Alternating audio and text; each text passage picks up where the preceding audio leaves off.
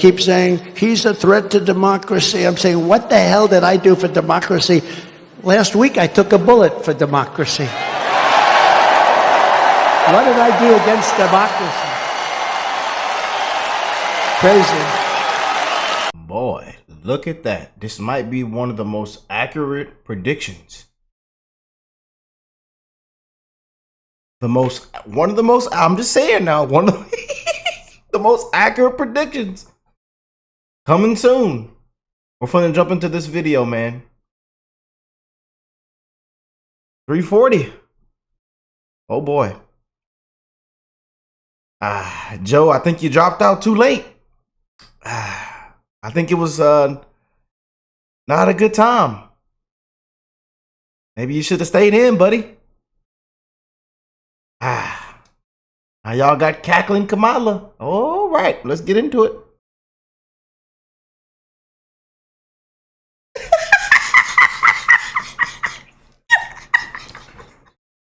Whoa! It might just be a landslide. A straight landslide down the slide to the baby all down the slide. Slide the baby all down the slide. Now I got to get professional. Suit, no tie. Suit, no tie, baby. Boy, this is gonna get good, y'all. Suit, no tie, man. Y'all know it's getting serious when Rick brings out the Suit, no tie episodes. The Suit, no tie podcast. Enjoy the video today, man.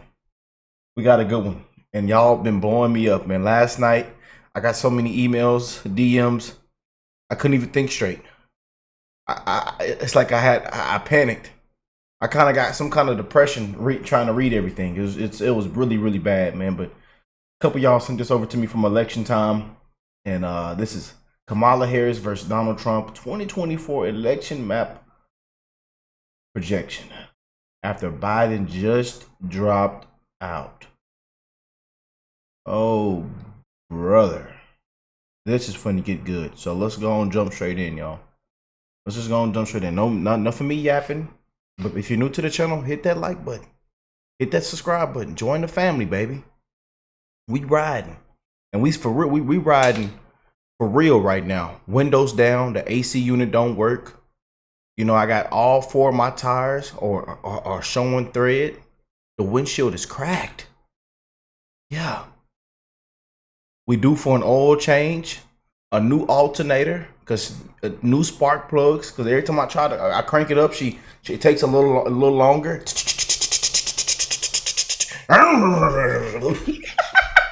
But she eventually turns on though. She cranks right on up. You know, she got almost 400,000 miles on her. She rides. Oh Pearl, I call her Pearl. Oh Pearl rides now. And we're riding all the way to November, y'all. So I hope you're riding with me. I hope y'all are riding with me, man. We can't get complacent, man. I don't care if it says this. I don't care if a poll says this. I don't care what the map says.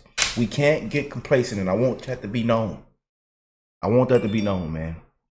But it's not looking good for the Dems, the left. They are still shaking at the shoes, and they're shaking at the shoes even more now.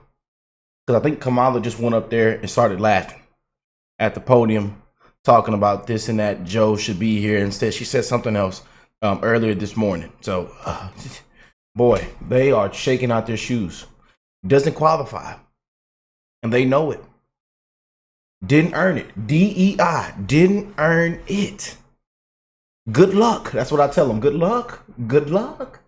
I'm telling you, I went outside this morning and my neighbors were celebrating. I said, hey, what are y'all doing? Did you see the news, Rick? Did you see the news, Rick? That's the first thing they told me. Did you see the news? I said, boy. So let's go and jump into this, man. We're going to make me a little bigger on the screen because this is going to get real good. Oh, boy. You know, it just, I tell you. This whole year, man, I tell you, it's been something, man. We are living in the most craziest and darkest times in the biggest history yet. And we don't know what to expect. But the fight continues, man. The fight continues. has dropped out of the 2024 election. This isn't too much of a surprise, considering every single poll released over the last few weeks has shown that he would go down in a landslide. He endorses Vice President Kamala Harris to replace him at the top of the ticket, and it's virtually guaranteed that she will be the Democratic nominee this November. However, Harris doesn't poll much better against Trump, and she is one of the most unpopular vice presidents in recent history. In this video, I'm going to fill in the 2024 electoral map based on my prediction if Harris were to go up against Trump, and we're also going to go over the polling that we've gotten from the swing states between the two candidates. Okay, now before we get into it, now I want y'all to be respectful, and I know, look, I want this to be known right now. I don't care what side you stand on. I don't care if it's blue, red, I don't care. Okay? You might disagree with this, you might disagree with that, you might disagree with my politics, I might disagree with your politics. But I want y'all to know, man, I love y'all. And I'm wishing the best in everybody's life. We're living a very, very fast time travel. And pretty soon we'll all be dead and gone, okay? And the energy and the spirit lives on forever, but you as a person, dead and gone, okay? And they're going to come back centuries down the road, years from now, and they're going to be looking at what was going on in 2024. We're living in the biggest history yet, man. You know? The biggest history yet. They have wiped Donald through the mud. The man just took a bullet for the country.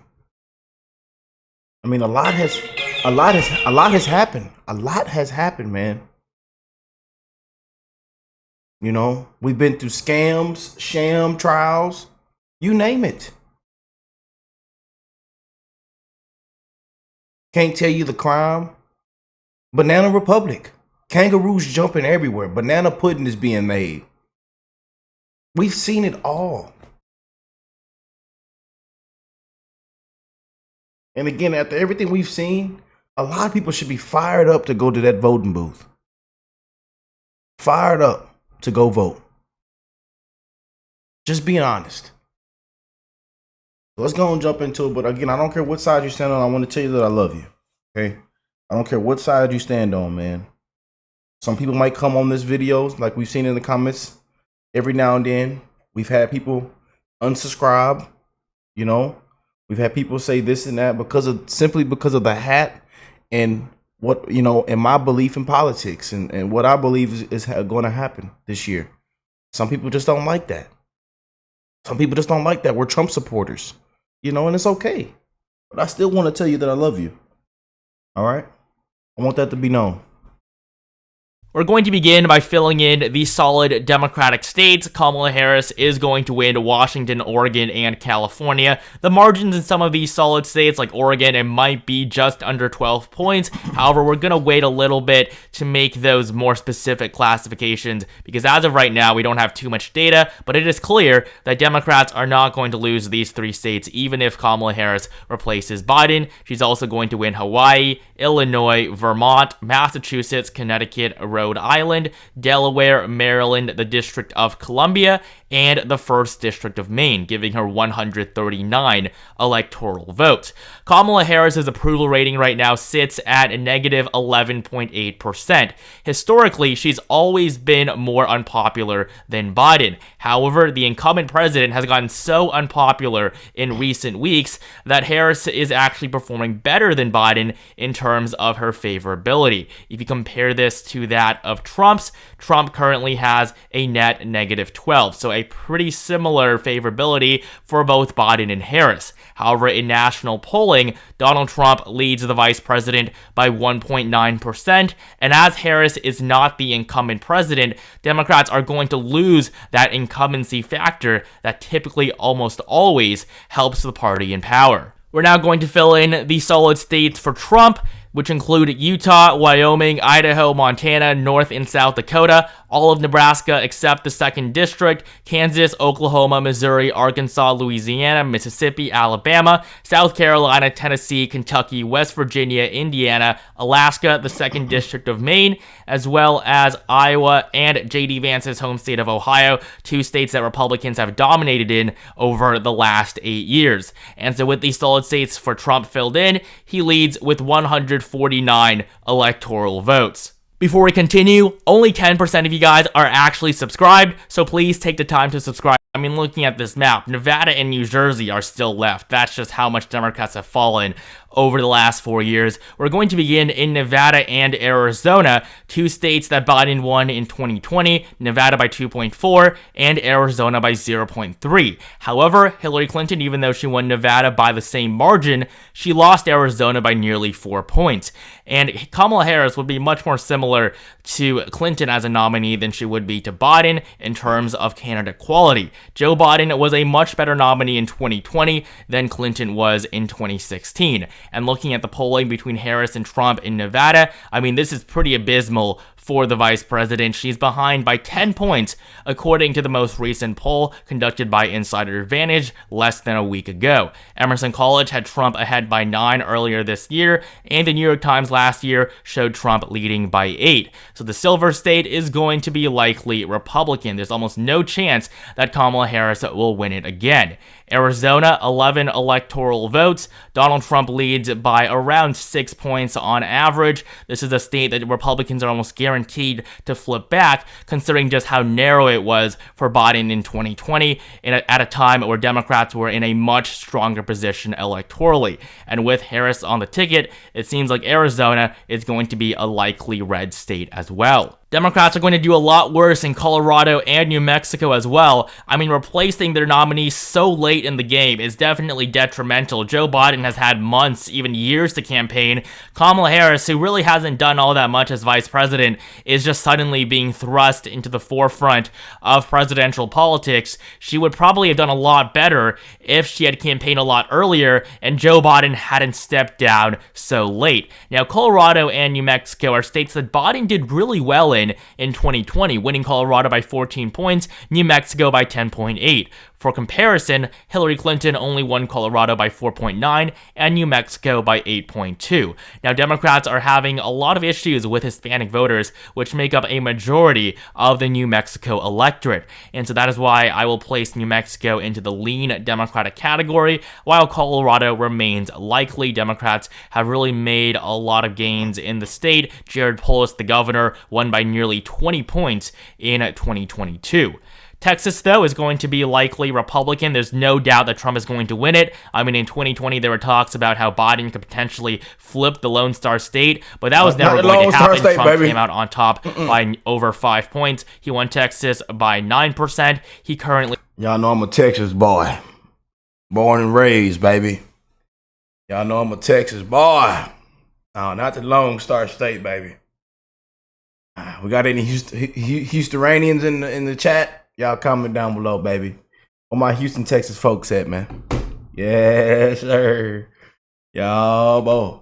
Leads in the polling against Biden by a double-digit margin, and with Harris on the ticket, not too much is going to change, although there is still the possibility that he does win it by a solid 12-point margin, something Republicans haven't done since 2012. Moving up to the Midwest, we don't have any head-to-head polls between Harris and Trump in Minnesota, but considering that Joe Biden is barely ahead and some of the latest polls are showing a tie between Biden and Trump, Kamala Harris probably isn't going to fare too well in Minnesota. I mean, Hillary Clinton almost lost the state in 2016, and Minnesota is a state where Republicans are doing better and better. They just haven't gotten to the point where they've actually won. But 2024 is going to be a really weak cycle for the Democrats, and so with Harris on the ticket, I would expect Donald Trump to pull off a very narrow victory in the state of Minnesota, becoming the first Republican to win the state in over 52 years. That's how big of a deal this victory would be.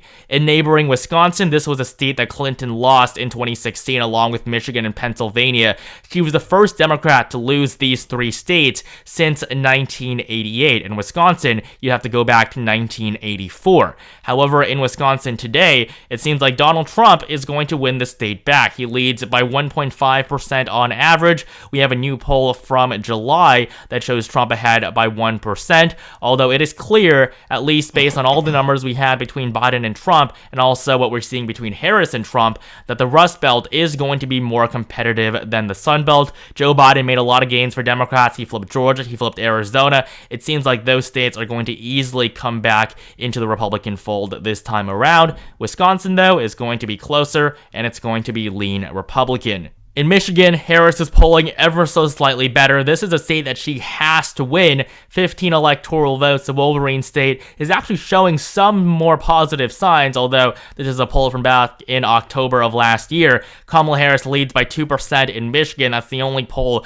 that we have so far. This is conducted by the New York Times last year. However, in the end, it's still very unlikely that Harris is going to win. Michigan is going to vote pretty similarly to both Wisconsin and Pennsylvania.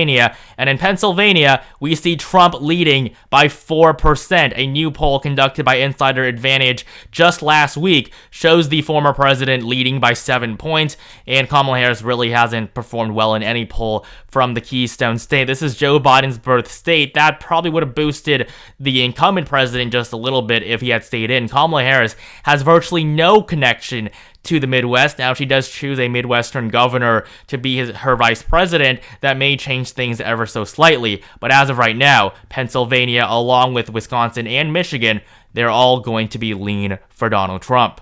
We're now going to move up into the Northeast, where first we have New York and New Jersey. Kamala Harris is going to win these states by likely margins, despite Joe Biden having won them by 23 points and 16 points in the last election. Democrats are performing terribly in these two traditionally Democratic states, but even if Harris replaces Biden, she is still going to come out with a win from these two states. New Hampshire, though, is going to be a little bit different. Democrats might have won this state in every election going back to the early 2000s, but Hillary Clinton almost lost the Granite State by 0.37%. The latest polls actually showed Trump leading over Biden in New Hampshire before he dropped out, and Kamala Harris is behind by 2 points, according to a Trafalgar Group poll from December between her and the former president.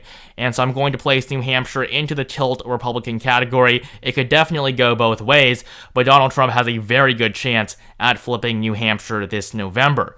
Up in Maine, this is another state where Trump is performing very well. He has led in several polls from the state as a whole, and with Harris on the ticket, I would probably expect Democrats still to win. Joe Biden probably still would have won Maine, but it's going to go down to the wire. Maine, a state that isn't really talked about too much, is going to be tilt Democratic. Hillary Clinton almost lost the state in 2016 when she won it by less than 3 points. And so with Harris being a pretty similar nominee, I would expect Maine to get pretty close again. Before we move on to the Southeast, we're going to fill in the 2nd District of Nebraska, which is almost guaranteed to be lean Republican, especially with Biden off the ticket. However, in Virginia, this is a state that is going to be really hotly contested. Both parties could win, despite Joe Biden having carried Virginia by 10 points in the last election. In fact, the most recent polls for 2024, before Biden dropped out, showed that Trump was on track to win Virginia. He actually led in the polling average as a whole, and with Harris replacing him, I don't think it's going to make too much of a difference. Virginia, I will still place in the tilt Republican category, alongside Minnesota and New Hampshire. These are states that both candidates could win, but right now, considering all the momentum that's behind Trump, I'm going to give the former president the very slight edge. Trump is going to do a lot better in North Carolina as well, a state he carried by 4 points in 2016 and by just 1 point in 2020. However, in 2024, it was already clear that Trump was on track to winning North Carolina by a likely margin, and against Kamala Harris, Trump leads by 9% in the polling. This is conducted by Emerson College back in February. There's no doubt Trump is going to win, and I wouldn't be surprised if it was by a likely margin. Georgia, though, this is a lot more interesting. Biden actually won Georgia in the last election, but just like Arizona, it was so close that there's no chance Democrats win again, considering how much worse of a position they're in electorally this time compared to 2020. Fulton County. We got to find that mattress, Fanny. Oh, Fulton County, huh? When we had COVID, and of course Trump was the incumbent president, and incumbency fatigue is a real thing. Now, Trump won Georgia by 5 points in 2016 before that dramatic shift, and he's probably going to be able to do that again in 2024 against Kamala Harris. A poll conducted just last week in July shows Trump leading by a double-digit margin over Kamala Harris. The state is not going to be close. Georgia will also be likely Republican. And finally, in Florida, 30 electoral votes. This used to be a competitive state, but ever since Trump's victory over Biden in 2020 by 3 points, a larger victory than his margin from 2016, Florida simply hasn't been close. We saw the Republican governor and senator from Florida, Ron DeSantis and Marco Rubio, win by solid 16 and 20-point margins in 2022. Yep. So Florida is a red state now, and polling between Trump and Harris that's conducted just last week shows Trump ahead by 10 points. It's going to be an easy victory for the former president. Florida could even be solid come election night. And so this is my prediction for the 2024 presidential election. Woo! Now that Kamala Harris is going to replace Joe Biden as the Democratic nominee. She's not going to do well. Democrats have basically already lost this election. Changing the candidates so late in the race is just not a good thing to do. And Donald Trump right now, he has all the momentum after that debate performance, after the RNC, after that failed assassination attempt. Yeah. This is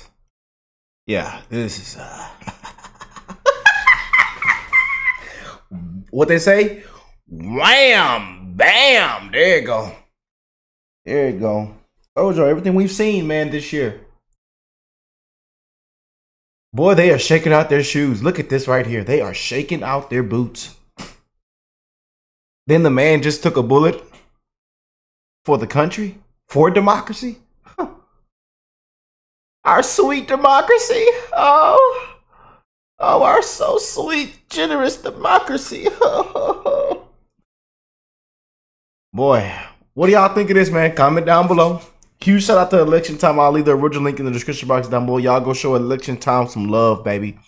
Boy. We riding with the windows down. Amen. Yes, indeed. But we can't get complacent now. We can't get complacent. I'm telling you now. And again, we got to get up off our ass. I don't care what the polls say. I don't care what the map says. I don't care. Can't get complacent. But God bless you all and your families. Let me know what y'all think of this. Comment down below. And hey, grab the baby, y'all. We're going to roll down the slide.